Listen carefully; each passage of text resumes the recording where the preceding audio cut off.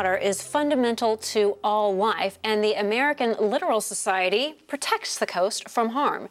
Hello and welcome to Comcast Newsmakers. I'm Laura Jones. With me is Helen Henderson. She is with the American Littoral Society. She is the Atlantic Coast Program Manager, and it's so good to have you here. Thank you. Thank you so much for having me. I hear Littoral Society, and I think immediately literature, but that is not what the Littoral Society is about. No, it is not. We are not a book club. We are, however, a nonprofit coastal environmental organization.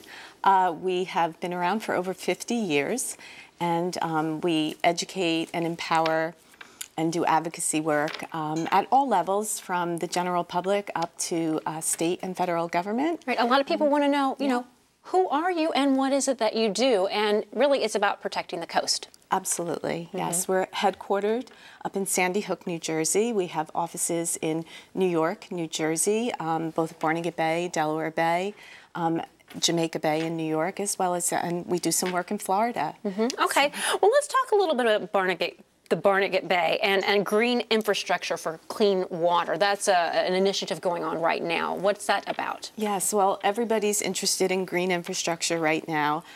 It's a way of going back and kind of cleaning up the mistakes of the past. What you do is you mimic natural systems, and we were funded recently for a 3.5-year project. We're about 3/4 of the way through. It's through a Clean Water Act grant. Money from the Environmental Protection Agency passed through the DEP to us, and we're demonstrating on the ground how you can implement projects that will help get to clean water. Yeah, and you mentioned the Department of Environmental Protection. You work with the DEP. It's a collaborative effort, really, to keep the water clean. Yes, absolutely. Without their funding, we would not be able to demonstrate the types of things we're doing now, like stormwater basin retrofits.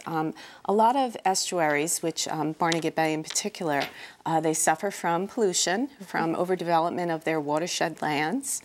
So you help also even advise DEP and work together. Oh, absolutely. Right. We're actually working with a coalition of groups right now to engage the department on strengthening stormwater permits that they issue to municipalities to make sure that green infrastructure like porous pavement, vegetated swales that mimic natural systems are put in place and thought of first, preserving land, forest as much as possible. And the New Jersey shore was hit so hard by Hurricane Sandy. Can you talk a little bit about funding for the green initiative and, you know, rebuilding the coastline and how you're involved? Yeah, absolutely. I think one of the biggest things that we want to stress to anybody who's listening, whether it be the state of New Jersey, the federal government, we want to make sure that we don't put people back in harm's way, number one. Number two, when we are trying to become more resilient, protect ourselves in the future, we also want to take that opportunity to clean up the mistakes of the past, as I said earlier. So as much as we can implement green infrastructure to be resilient, whether it be through living shorelines, you know, keeping a natural coast, protecting erosion and flooding, and also just different ways to limit the flooding, you know, events that occur, sea level rise.